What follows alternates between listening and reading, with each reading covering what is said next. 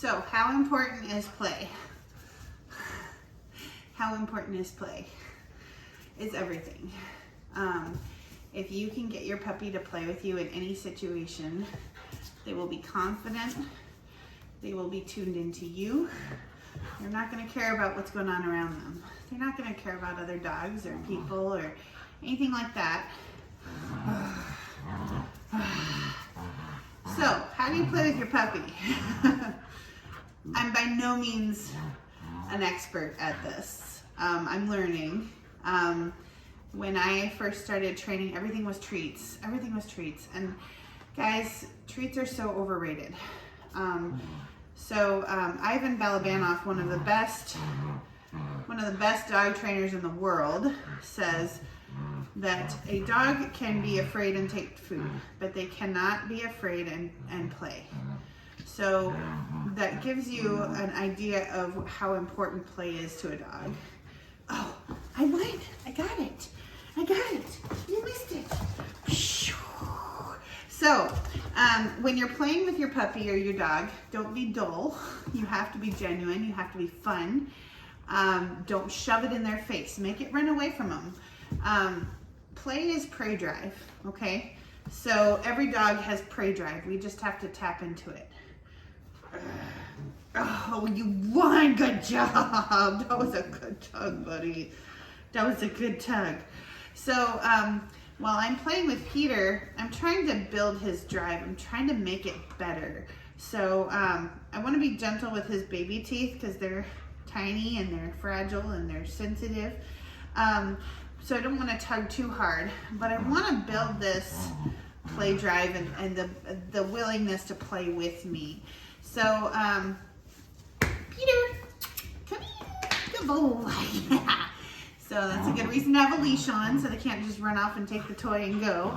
Good boy. Good boy, come in, good boy. It's a good boy. That's a good boy. Oh. But you wanna let them win, because it's no fun if they never win.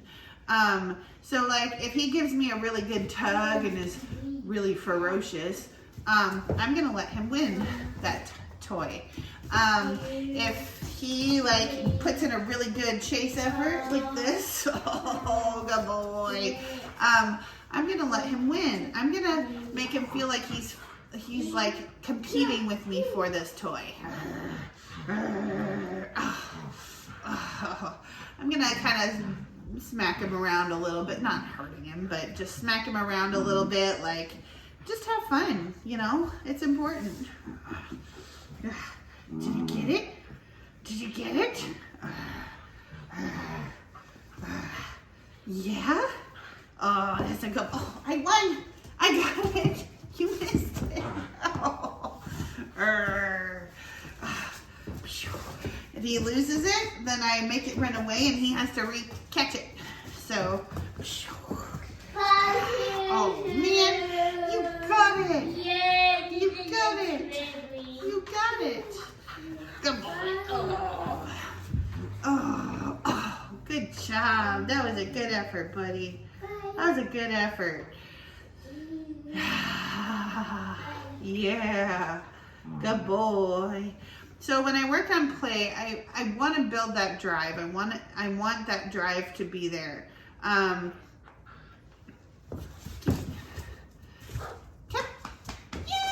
good boy. Careening, good boy. So I want to build that drive. With play, I always work on an out command though.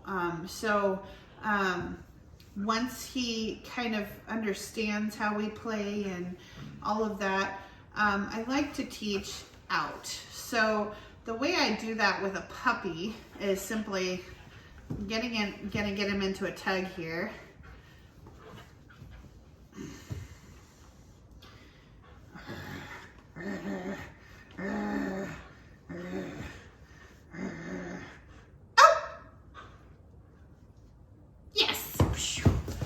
Okay, so I just out, high-pitched out, and the second he releases it, I say yes, and we start playing again. That's all it is. As he gets older, I'm going to turn that into giving space and respect. But for now, all I want is for when I say out, yes, is he releases the toy, it reactivates. It's fun. And the purpose of this is I want him to understand that if I take something away from him or if he gives something to me, I give it right back. Okay? So this is building blocks for like, ow! Dude, that was my finger. That was my finger. Those little daggers. This is a great way to work on bite inhibition too, because it's, teaching dogs how to bite specific things instead of like flailing. That's really important too. Anyway, so once he understands that out is a release, like to release what he has in his mouth. Out! Yes!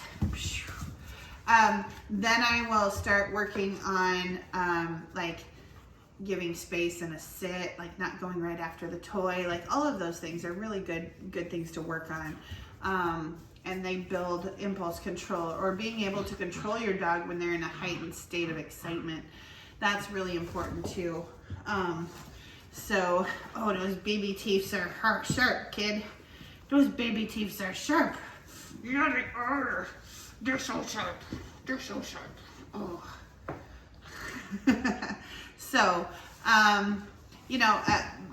Make sure that you play with your dog every day. It's so important. And like, I wish I had known what I know now, like when I first got Jasper, because I know our relationship would be so different. And now that he's 11 and starting to get health problems, like it's hard because I'm like, I could have done so much better. But I was young and I didn't know what I was doing as much. And I'm like, I was just starting out. So he's been very gracious to me and taught me all the things. Oh, out. Please, done. All done. You bit my finger. You bit my finger. So a rule that I have is if they bite you, game over, we're done.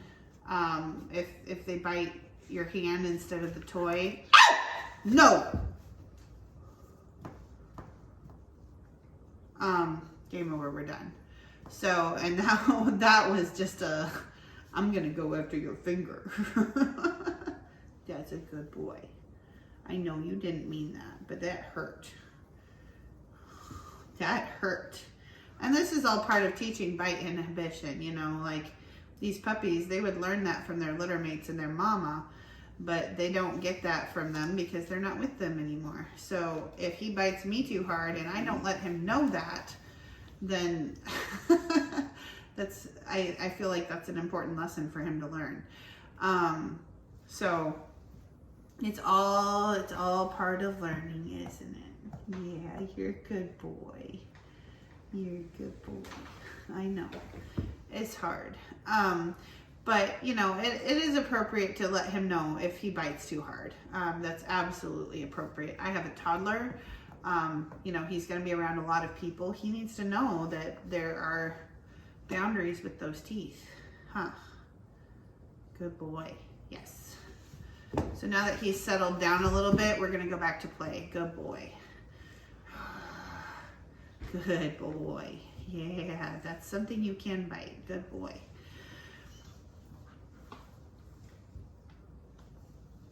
So little timeouts are definitely appropriate. And, just even taking the toy away for a minute is very powerful. But you have to have some sort of marker to tell him like, oh, you bit me too hard.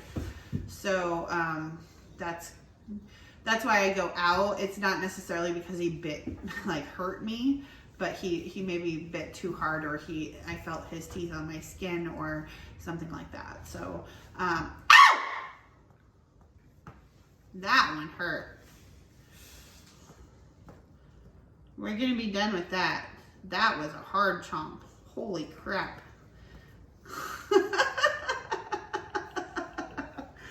Again, He didn't mean to. He was going for the toy, but this is all part of the learning process. That one hurt, buddy. It did. That one hurt. Yeah.